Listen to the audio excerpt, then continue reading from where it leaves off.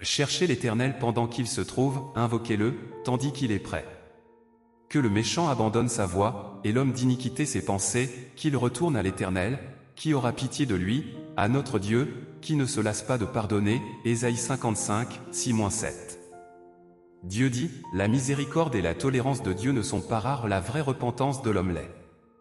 Indépendamment de ce qu'avait été la colère de Dieu envers les Ninivites, dès qu'ils ont déclaré un jeûne et se sont couverts de sac et de la cendre, son cœur s'est adouci et il a commencé à changer d'avis. Quand il leur a annoncé qu'il allait détruire leur ville le moment avant leur confession et leur repentance pour leurs péchés, Dieu était toujours en colère contre eux. Après qu'ils eurent posé une série d'actes de repentance, la colère de Dieu contre les habitants de Ninive s'est graduellement transformée en miséricorde et en tolérance pour eux. Il n'y a rien de contradictoire au sujet de la révélation coïncidente de ces deux aspects du tempérament de Dieu dans le même événement. Alors, comment devrait-on comprendre et connaître ce manque de contradiction ? Dieu a exprimé et révélé chacune de ces deux essences diamétralement opposées avant et après que les Ninivites se soient repentis, permettant aux gens de voir la réalité de l'essence de Dieu et le fait qu'elle ne peut être offensée. Dieu a utilisé son attitude pour dire aux gens ce qui suit, ce n'est pas que Dieu ne tolère pas les gens ou qu'il ne veuille pas leur montrer de miséricorde, c'est plutôt qu'il est rare qu'ils se repentent vraiment devant Dieu.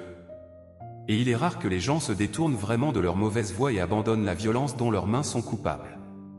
En d'autres termes, quand Dieu est en colère contre l'homme, il espère que l'homme soit vraiment capable de se repentir et il espère en effet voir la vraie repentance de l'homme, auquel cas il continuera libéralement à accorder sa miséricorde et sa tolérance à l'homme.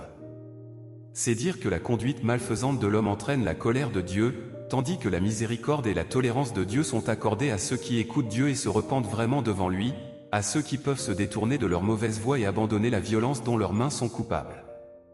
L'attitude de Dieu a été très clairement révélée dans son traitement des Ninivites, la miséricorde et la tolérance de Dieu ne sont pas du tout difficiles à obtenir et ce qu'il exige, c'est une vraie repentance.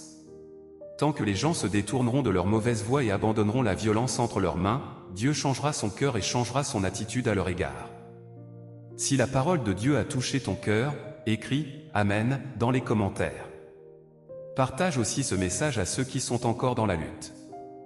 Et si toi aussi tu veux sincèrement chercher Dieu et apprendre à te repentir, clique sur le lien dans ma bio pour rejoindre notre groupe d'études de la parole de Dieu. Ensemble, écoutons la voix de Dieu et revenons à lui. Ne manque pas le salut que Dieu t'offre, nous t'attendons avec joie.